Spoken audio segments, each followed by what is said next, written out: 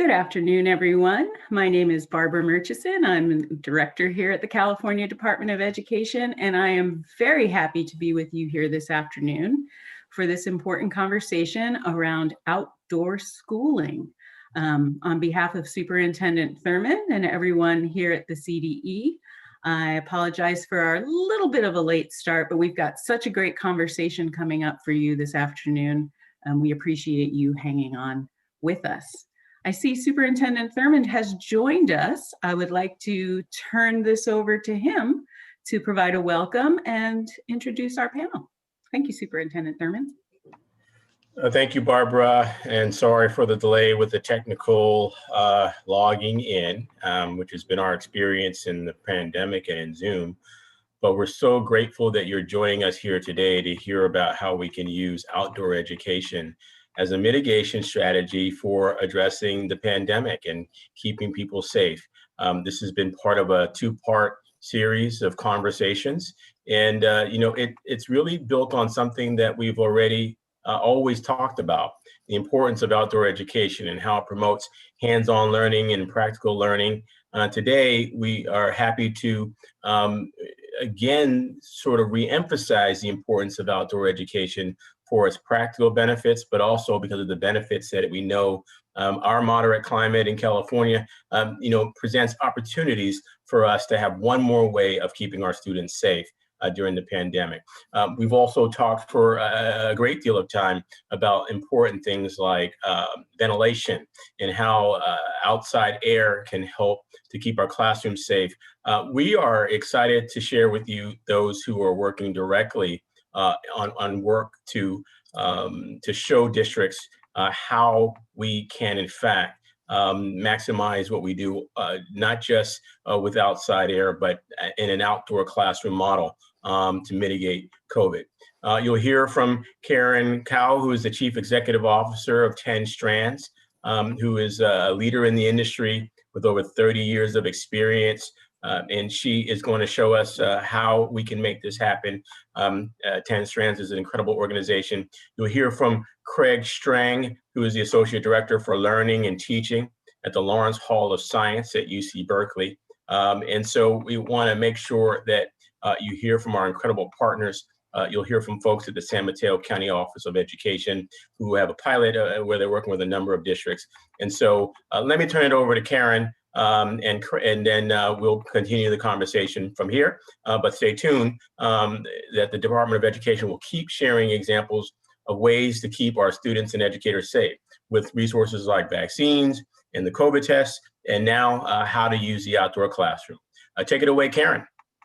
Thank you, Superintendent Thurman. Appreciate the Department of Ed sponsoring this webinar for us today.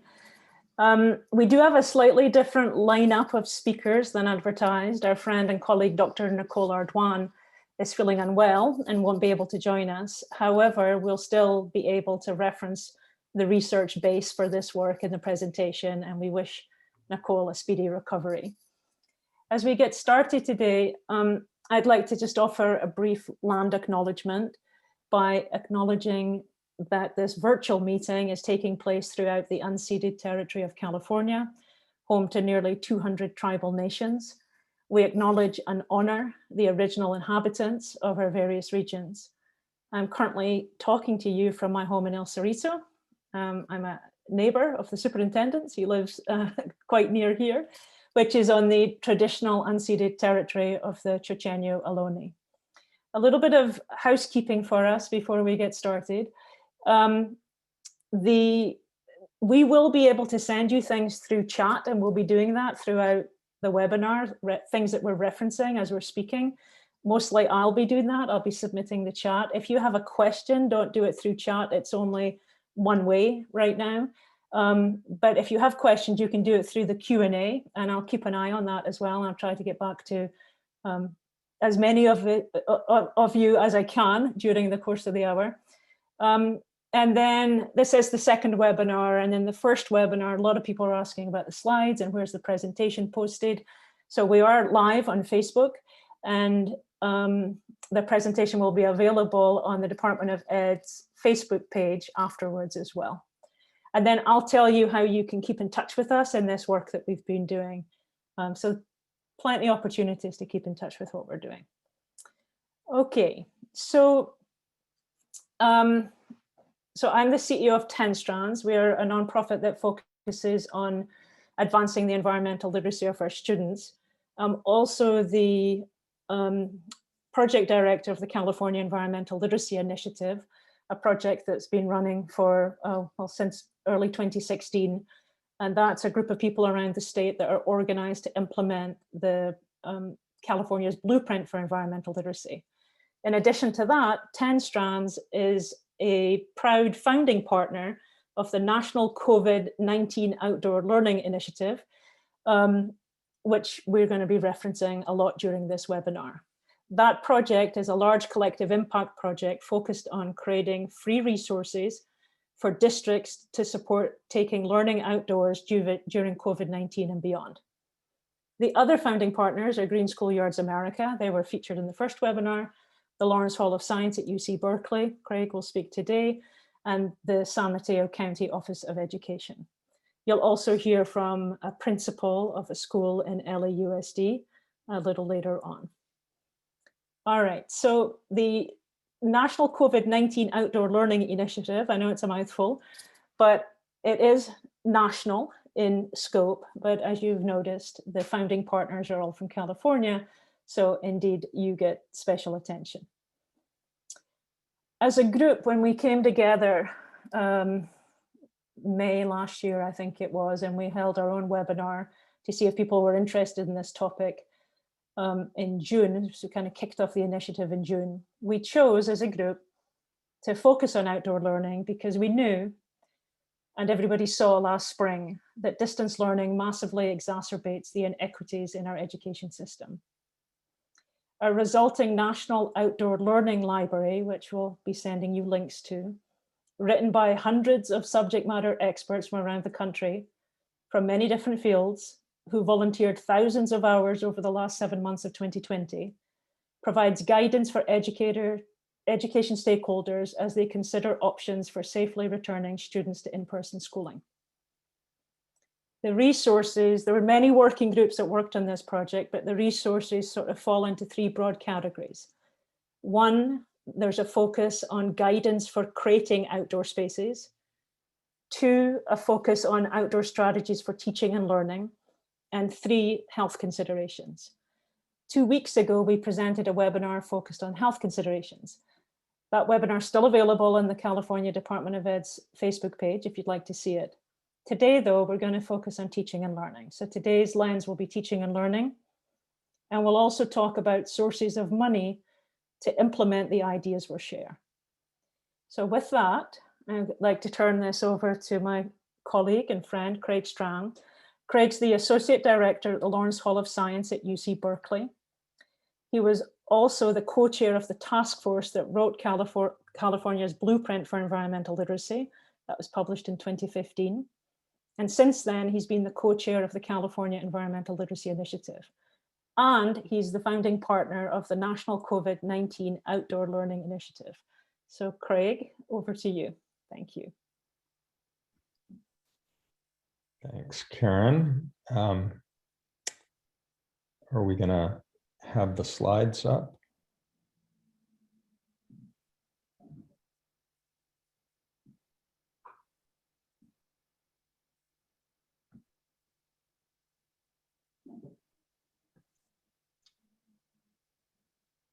Not sure what's happening with the slides right now, Craig. Let me just see if we can sort that out.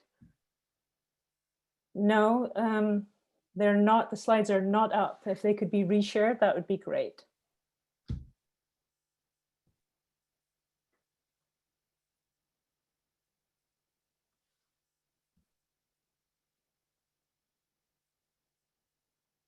Okay, Craig, there you go. Okay, thanks very much. Thanks, Karen. Thanks, Linda, for working out the slides. Thank you, Superintendent, for joining us today, and Barbara for helping us to host this event. So I'm the Associate Director of the Lawrence Hall of Science and delighted to be with you all today. Next slide. I'm want to begin by describing a little bit of the context out there in terms of the impact that the pandemic has had and the results of remote learning for over a year on our schools. And much of this might be information that you're already aware of, but I want to use some recent data to describe the problem that outdoor learning is trying to solve. Next slide.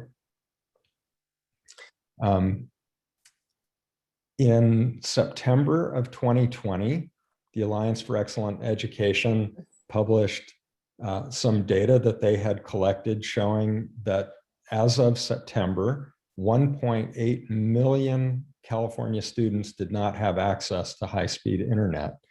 And about a quarter of all Black students and a third of all Latinx and Native American students were in that category of not having access to the internet. And 690,000 students in California had no access to a device. And that represented about 10% of all the Black, Indigenous, and people of color in California. So no matter how good our remote learning and online learning approaches were, there was this huge percentage of students that just didn't even have access. Now, the state of California did a significant job of reducing this level of inequity once these data were published in September. And so the state did provide high-speed access to more students and distributed a large number of devices. But regardless of that effort, the inequity of remote learning continued to persist. Next slide, please. And you can, what we saw by the end of school year 2019-2020, that's the school year in which only 3 months of school were shut down and kids were in remote learning. And what we saw was that at the elementary level, the average elementary student in 2019-20, if they were white, learned about 90% of what they would have in reading in an average year. For students of color, those same students in those same conditions learned about 77% of what they would have in reading in an average year. And the results were even worse with related to mathematics learning. The average white student learned 69% of what they would have in mathematics in an average year, while the average student of color learned only 59%. And the most disturbing part of these data show that as kids get older in elementary school, they seem to learn less. So the older the students were, the less they learned. By 5th grade, the average white student learned about 53% of the mathematics they would have in an average year, and students of color learned only 37% of what they would have in an average year. So this painful inequity persisted despite the increased access to internet and devices. Next slide, please. And here, there's some explanation of how and why this might have occurred. During that same period of time, as of December of 2020, Black and Hispanic students were 20% more likely to be in 100% remote learning than white students. So the access to live in-person instruction continued to be greatly reduced for Black and Hispanic students, and that may explain in part why the learning loss was greater in those populations. Next slide, please. So what about science during that same period? Well, we don't have quite as much information about science learning, but what we do know is that in pre-COVID times, as of 2011, elementary school teachers in California, on average, spent less than 60 minutes per week teaching science. And we know that 4th and 5th graders, because of testing that occurred in 5th grade, received the majority of those minutes, more like 70 or 75 minutes a week. So if you were a kindergartner through 3rd grade student, you were likely to get 20 to 30 minutes of science learning per week, and that was before the pandemic. During the pandemic, 88% of all the teachers in California say that their students are learning less science during the pandemic than they were previously. And my personal experience working with school districts around the state is that in many districts, elementary teachers just stopped teaching science for a variety of reasons. And this is particularly ironic, I think, because of the importance of understanding science, in particular related to the pandemic itself and to the science of climate change and the other issues facing California. Next slide. At the same time that our school systems were facing those challenges and those great inequities, the outdoor learning industry, the providers of outdoor learning among community-based organizations, also was in its own pandemic-induced crisis that resulted in even greater inequity across our students' learning opportunities. Next slide. We conducted a study at the Lawrence Hall of Science in May of last year. We got responses from about 1,000 outdoor science and environmental education organizations around the country. About 230 of those were from California.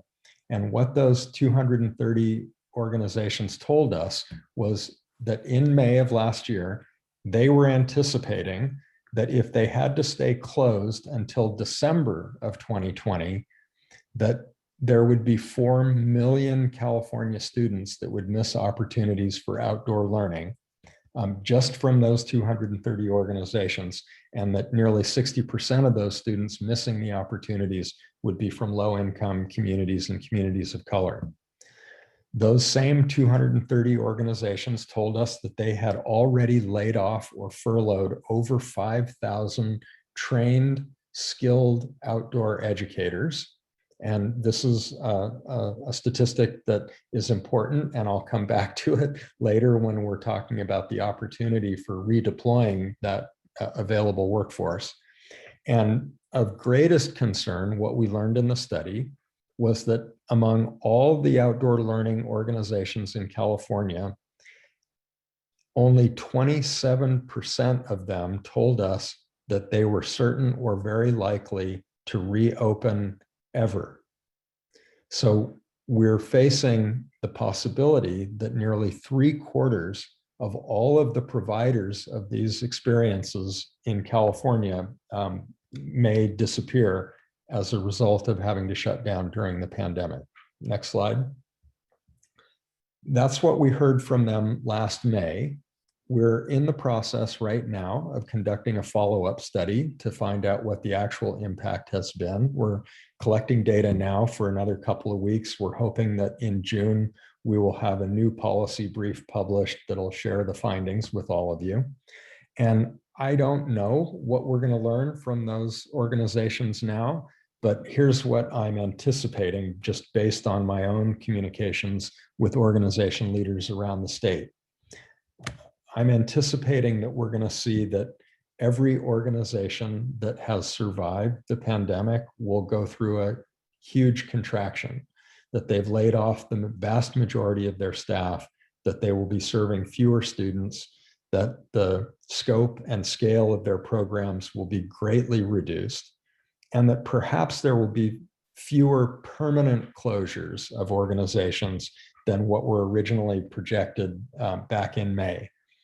But the footprint of outdoor learning in the state, I think, will be greatly reduced, and those organizations that do survive the pandemic are facing an uncertain relationship to schools. Many of them converted over to delivering a small-scale scope of virtual programming, and those organizations are uncertain about whether schools will want them to continue delivering programs over Zoom, or whether outdoor learning will return to the outdoors. Ironic and shocking to think about that outdoor learning might not occur in the outdoors in the future, and that is the result of this general perception that we're seeing that schools consider outdoor learning, by and large, with many exceptions, but that by and large schools consider outdoor learning to still be peripheral, far from the core, and far from the priorities that they're setting for their reopening plans.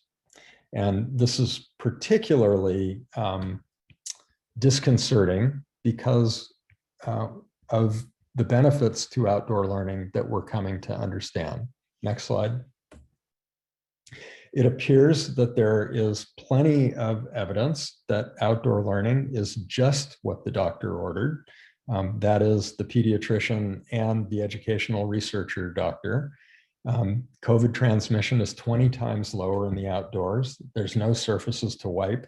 There's more spaces to spread out in. Kids are safer, healthier, more engaged, calmer, more focused, more on task, and actually demonstrate greater learning gains outdoors than indoors. And the surprising finding from research is that when kids are outdoors, those effects translate over to when they come back indoors. So if a kid is outside learning for an hour, when they return indoors to the classroom, they continue to be calmer, more focused, more task-oriented, and learn more for the next hour when they're sitting at their desk.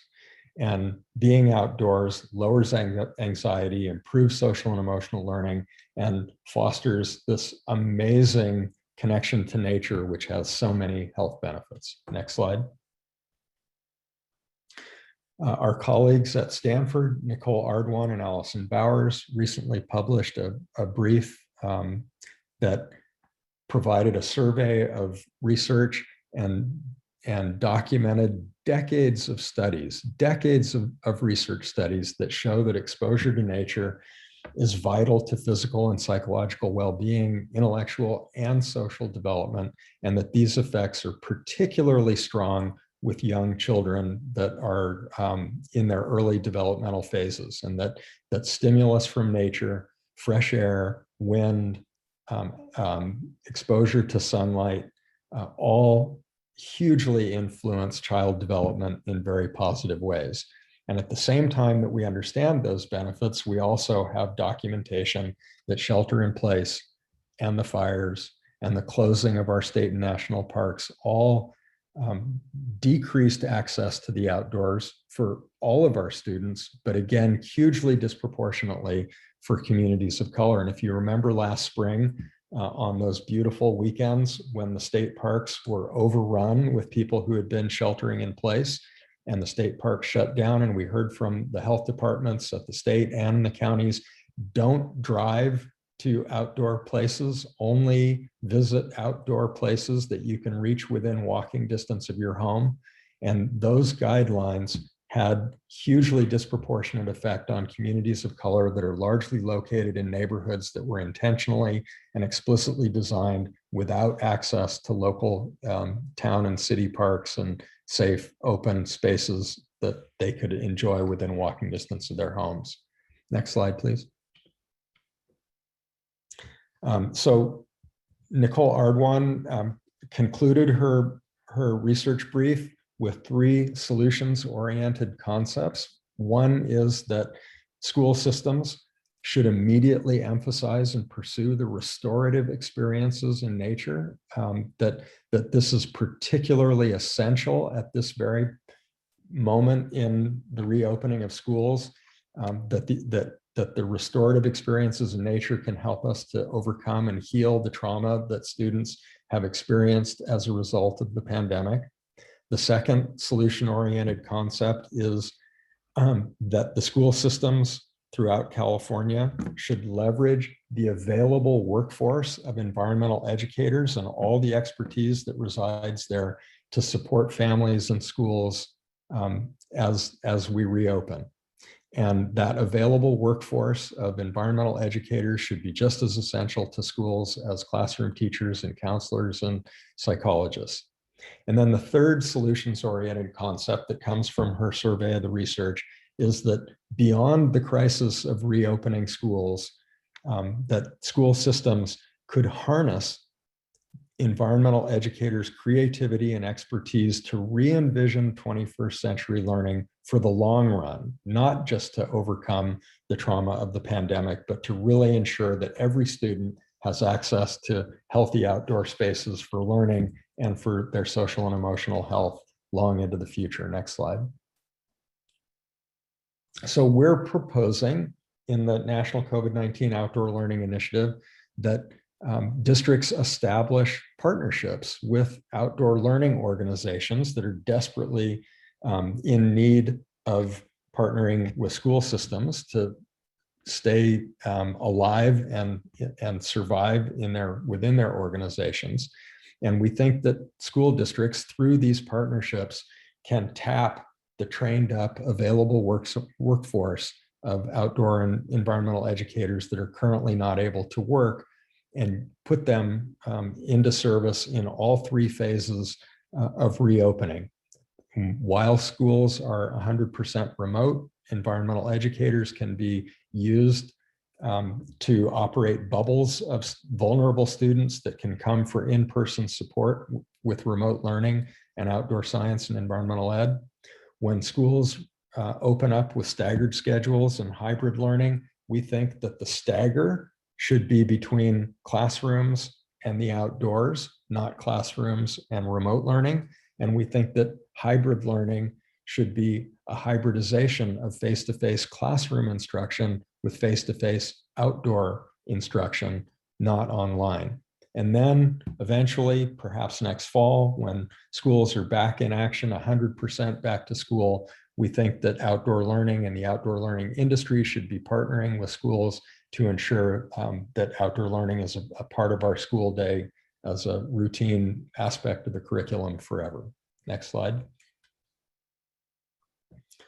So the COVID-19 Outdoor Learning Initiative is really designed to help make that come true, make those partnerships a reality. Next slide.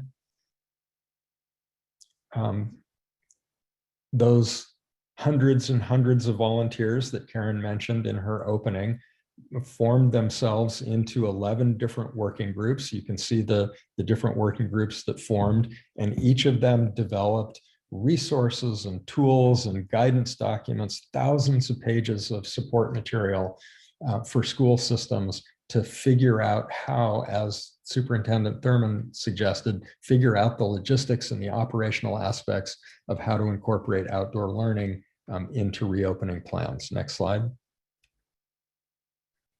So the Outdoor Learning Initiative can help with connecting schools to the resources, the dozens, hundreds of resources that are available on the Outdoor Learning Initiative website. We can help with the logistics so that you don't have to reinvent every wheel in every school district. We can help with arranging partnerships with outdoor learning organizations, and we can even help to identify sources of funding to support outdoor learning. Next slide. There are many California-specific resources that we have developed that are now posted on the National COVID-19 Outdoor Learning Initiative website, and you can see many of them there. The Beatles Project from Lawrence Hall of Science has resources and curriculum and student learning materials and professional learning materials for outdoor science programs. And then we also have outdoor science resources for schools, professional learning plans, curriculum plans, instructional sequences, connections to adopted curriculum, case studies, vignettes. And I want to emphasize that we are promoting and advocating for both learning outdoors and outdoor learning. That distinction is learning outdoors means that teachers can take their indoor curriculum outdoors under a tree or on a picnic table and do everything that they might have done indoors outside. And then in addition to that, of course, we're recommending that teachers and schools and districts organize themselves for taking advantage of outdoor phenomenon as the curriculum itself to learn about the natural world. Next slide, please.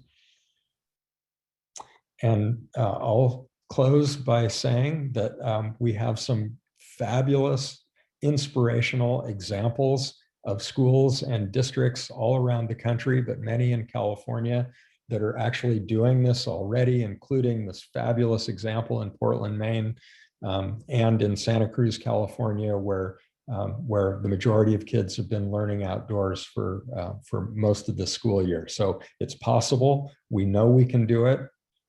If we can open restaurants outdoors, we should be able to do the same with schools.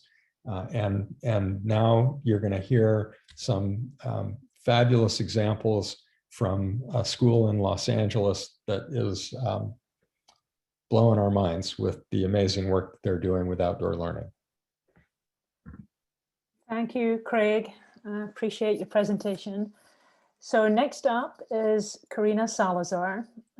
Karina is a principal of Kingsley Elementary School in LAUSD, and Karina jumped in with both feet, and she's been using the resources from the National COVID-19 Outdoor Learning Initiative and her own ingenuity and her community partners. And yeah, you're in for a treat here as she describes how she's embraced this work.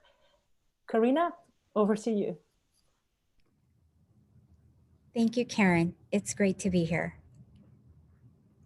6 months ago, during the fall of 2020, Kingsley was planning and strategizing our reopening plan. An exciting opportunity came our way when Green Schoolyards America approached us to be the pilot project in Southern California for the 2021 National COVID-19 Outdoor Learning Initiative. It's truly been a privilege to share with you today what can be achieved when school teams, partners, dedicated volunteers, and foundations join forces around a common vision. Next slide, please. Next. To give you a context of who we are, Kingsley Elementary is a dual language public school located in the Los Angeles Unified School District. We serve students in grades TK through 5th grade. 41% of our student population are English learners. Our wonderful diversity brings students to our campus who speak a variety of languages such as Russian, Spanish, Armenian, Filipino as their first language. Kingsley is located in East Hollywood, which is a dense urban area that has limited access to parks. So as we planned for the eventual return of students and staff to campus, our vision for reopening was to establish outdoor classrooms as an intentional strategy for a safer return and to restore students' connection to learning. Next slide, please. So understanding the challenges that Craig referenced and the challenges that we faced and observed and watched our families and our students go through during distance learning, a fundamental takeaway from COVID-19 pandemic was the opportunity to take this moment and transform teaching and learning so it's more personalized, student-centered, and inquiry-based. The wide breadth of research has demonstrated that being outdoors is safer and provides direct health benefits. So it was through the lens of creating these welcoming environments that was really at the core of how we wanted to bring students back to campus. Helping students feel safer, restoring their connection to learning, and their sense of belonging to the school community at large after being away for such a long time. Next. Our Morningside outdoor classroom was created in the kindergarten yard.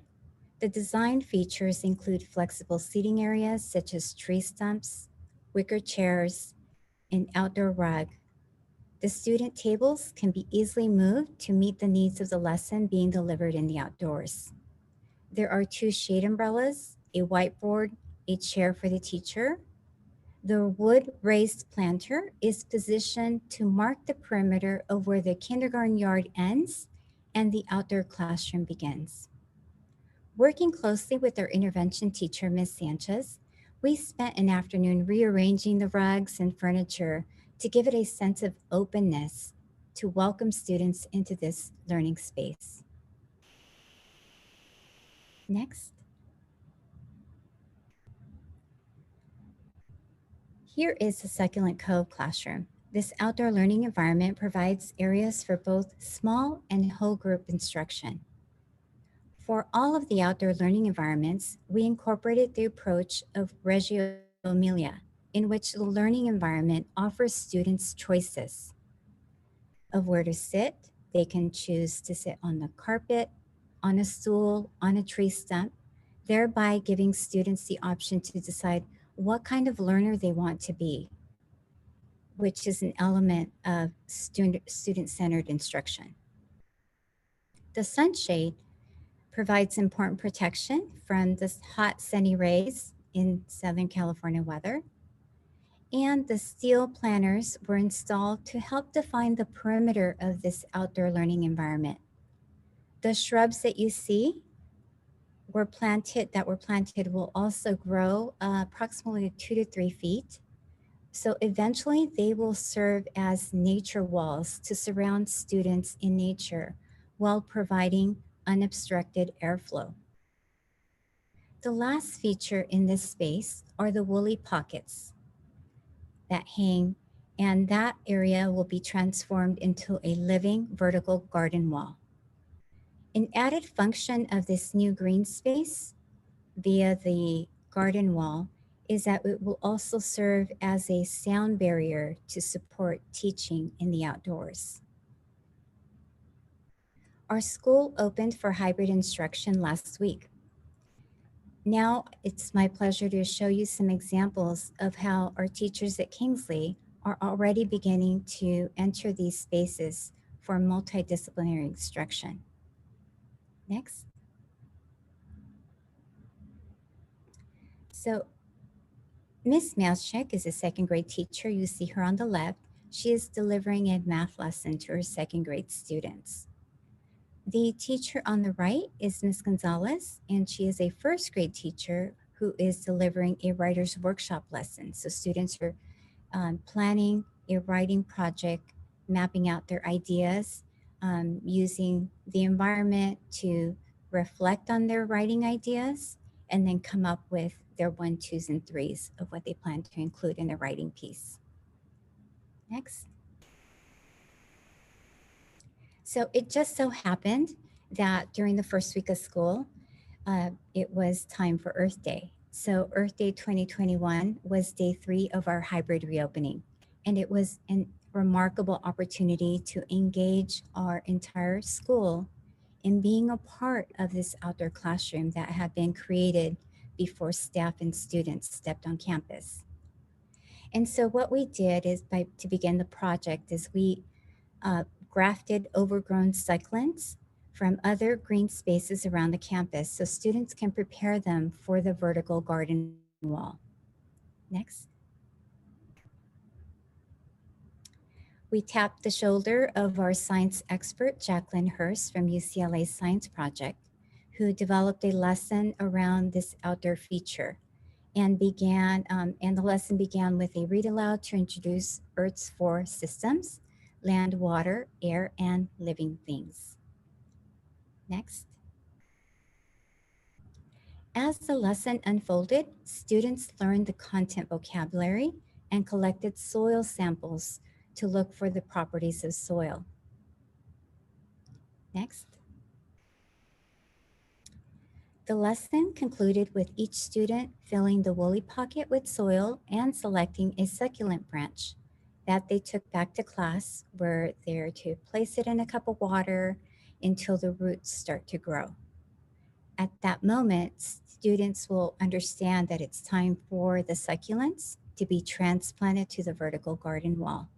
So we anticipate right now that it will be approximately a 2-week process. Next.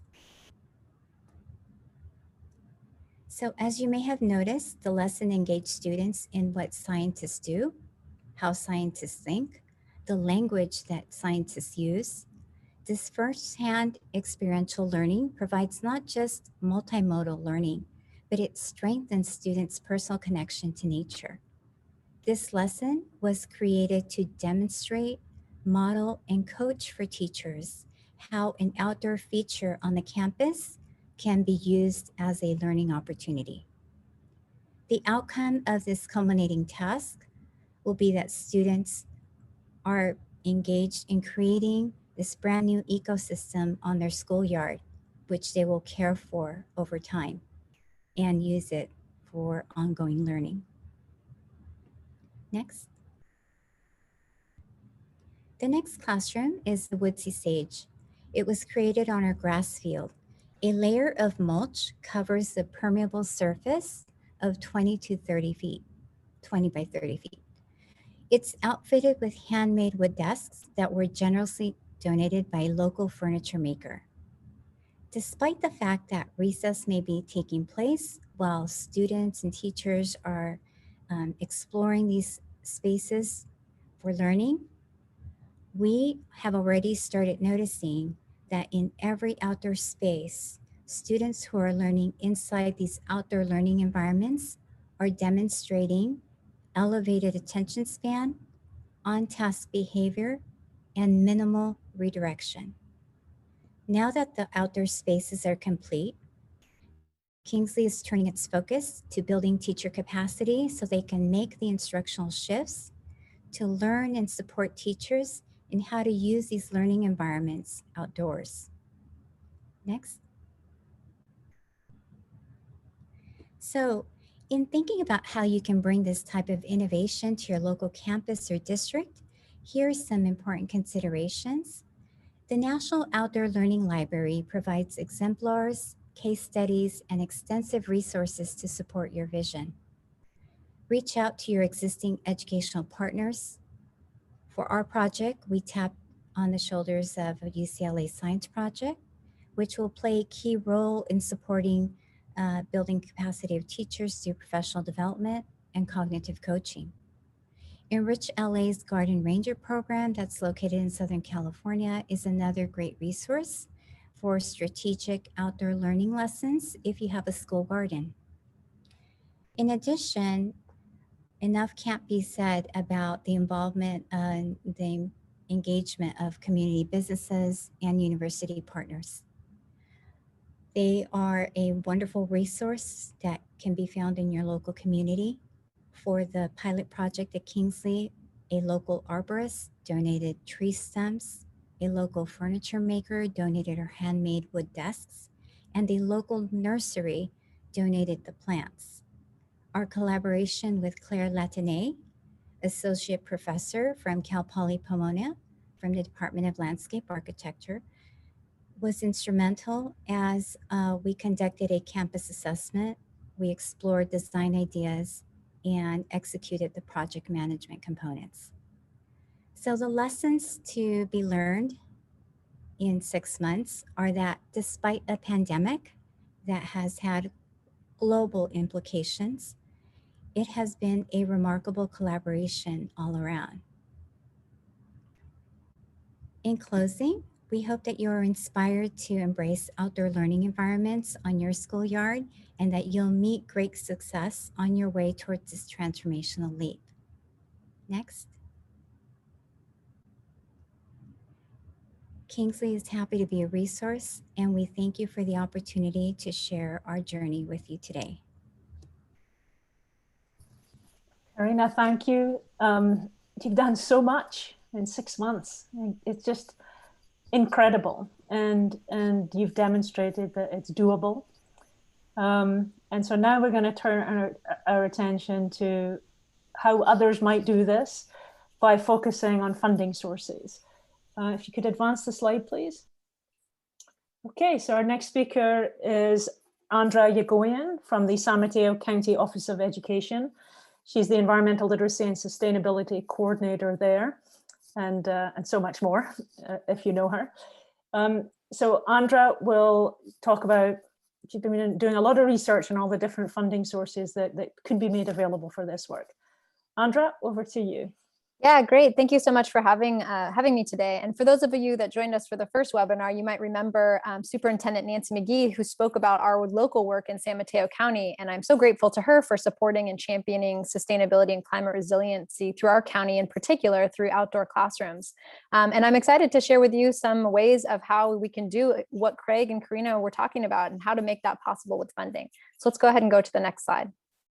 So can we afford to make outdoor learning happen? The good news is yes, we can. So there's two major sources of funding between the federal government and the state government. So the first is the American Rescue Plan Act. And there was a significant amount of funding there that was given to school districts to be spent over the next 3.5 years. And then from the state government, California AB 86, the COVID-19 relief package, also has a significant amount of funding that can be used for both in-person instruction and also for expanded learning opportunity grants. And all of these different sources of funding can be applied directly to outdoor learning. So let's go ahead and go to the next slide. So I want to make a connection between those funds and how they're intended to be used. So the funds all connect back to the concept of building back better. And this is really the concept of using the recovery, rehabilitation, and reconstruction phase to increase the resiliency of communities. And while something like COVID-19 can be so devastating, there is opportunity to do things differently coming out of that crisis. And that's exactly the intention of this type of funding, is to say, let's use this funding to improve a community's physical, social, environmental, and economic conditions to create a more resilient community. And the good thing about outdoor classrooms is that they're at that intersection of physical, social, environmental, and even economic conditions. And so that's a really great resource for any school community to have. And if you want to look a little bit further at those resources of how that Build Back Better funding is connected to the finances that have been that are coming to school districts, you can use the link there, www.tinyurl.com/smcoe-bbb, meaning Build Back Better-guide. So let's go to the next slide. So I just want to give a couple quick examples of how outdoor classrooms can build resiliency. So about a decade ago, I was teaching at Pleasanton Middle School as a 7th grade English teacher, and we had this little garden that is featured here in some pictures on the screen. And you can tell from the pictures that there's a lot of weeds and there's trees. And what I had my students do is we looked out the door of our classroom, and it's a pretty small space. And we said, can we utilize this space more frequently? Can we do that for our physical health and well-being and our mental health and well-being? And I knew, connected to Nicole, the research that Craig was sharing from Nicole and from other institutions, I knew that they would have academic gains if we could get them outdoors more frequently. And my students said yes. So we took the time to actually remodel that garden space. And then we used it consistently every week on Mondays and Fridays for English language arts. So we went outside the entire year. And the example that I want to share is that, yes, that was great. And the students got so many gains from that. But the resiliency part was when our HVAC system shut down in the middle of flu season. In our particular building, it just stopped working and everybody was getting super sick. But my students, they said, can we have our classes outdoors for the next couple of weeks until they get this fixed? And we did. And I'm telling you, no joke, my students were way less sick than all the other students at the school. And it's because we went outside and we had access to fresh air. And so I know that these outdoor classrooms can build that health resilience, and all the data right now also shows that being in the outdoors during COVID-19 is a great way to reduce transmission of the disease. So let's go to the next slide. I want to give one more example of how outdoor classrooms can build resilience when you make a short-term investment and have this long-term thinking. So I also was working at Bishop O'Dowd, which is in East Oakland. It's a private Catholic high school. And in my time working there, they had been building a 4-acre garden for the 10 years before I got there. So when I got there, it was a very mature outdoor space. And students were benefiting from the physical health pieces of it, the mental health pieces of it, and of course, the academic benefits as well. But the real key resiliency parts for me that I witnessed while I was there and managing that space is that we started to have an increase in high heat days. And in Oakland, we did not have, in our particular location, we did not have air conditioning in the classrooms. And so when we had those high heat days, it was absolutely critical to get the kids outside of the high heat building without air conditioning and get them into those classrooms. So we made sure to get them into the outdoor classrooms. So we definitely were able to do that there. And then one other example is that school also faced an over-enrollment problem where they had over-enrolled 200 students because a local school closed down. And so we needed to expand and use more of the campus. And the good news was that we had that additional real estate in the outdoors, and we were able to work that into the schedule and get students outside for part of their learning during the day. So again, 2 examples of how to build that resiliency into your campus for things like high heat, climate resiliency, and also other issues that might come up like enrollment issues. So next slide. So how do you do this with your funding? So there's quite a few guidance documents out there. This guidance is coming from the Build America School Infrastructure Coalition and the National Council on School Facilities. And they recommend when you're looking at those funding streams to really think about equity, local needs, fiscal responsibility, flexibility, environmental sustainability, efficacy, and accountability. And that environmental sustainability piece is a good connection to outdoor learning. So those are some great principles to use. Let's go to the next slide as well. There's a couple more. So some really strong recommendation also came out from the Center for Green Schools and Undaunted K-12, which was to think about how to use these funding streams for things like doing things at the intersection of infrastructure and learning. And an outdoor classroom is just that, right? It's right at that intersection of improving your outdoor spaces in general with infrastructure, and also giving kids a chance to have learning that will bring them up to speed in the 21st century. So those are 2 areas that you can look to for some guidance. Let's go to the next slide. So I just want to give a couple quick examples of how to apply that funding.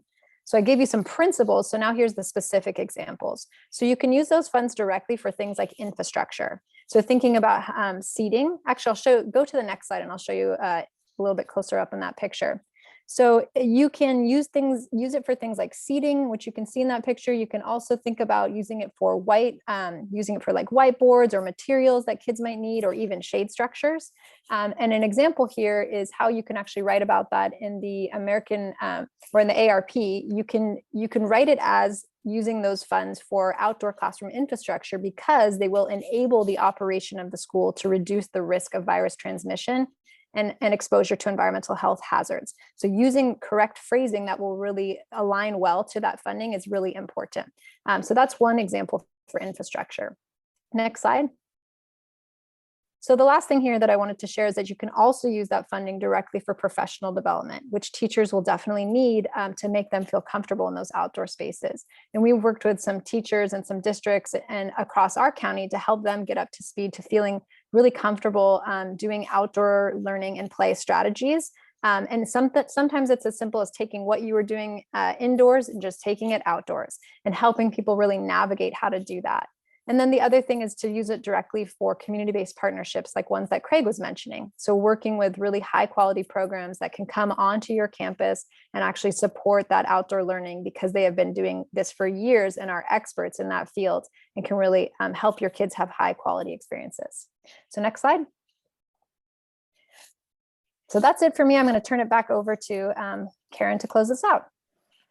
Thank you, Andra. And thank you for doing all of that reading for all of us and summarizing it so succinctly over just a couple of slides. Amazing. So that's it for us for the day. I just want to thank the speakers again, Superintendent for coming on at the beginning. I don't know if he's still here, but I've been talking to him, so maybe he is. And then Craig, of course, from the Lawrence Hall of Science, Karina from Kingsley Elementary, Andra, who just spoke from San Mateo County Office of Ed, and the Department of Ed for sponsoring us. We have every other week tied to the National COVID-19 Outdoor Learning Initiative. There's a community of practice, and we would love to see you there. I'm gonna put the link in the chat right now. And we share resources at that community of practice. We talk about best practices. People showcase the work that we've been able to do in the short period of time that we've been doing it. So thank you, everybody. And over to the Department of Ed. Barbara, are you going to come on and close things out? Or am I the last speaker?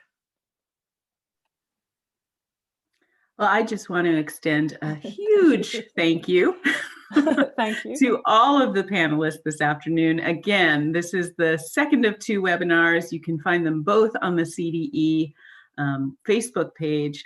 So inspiring to hear what folks are doing across California to get kids outside. It's safer It's great for everyone's mental health and well-being, physical health and well-being, and a great way to support teaching and learning. So thanks to everyone who joined us this afternoon and for the last webinar. I hope you have been taking advantage of all the resources that Karen has been sharing in the chat. I wish you all the best. Please take care of yourselves, and we'll see you next time.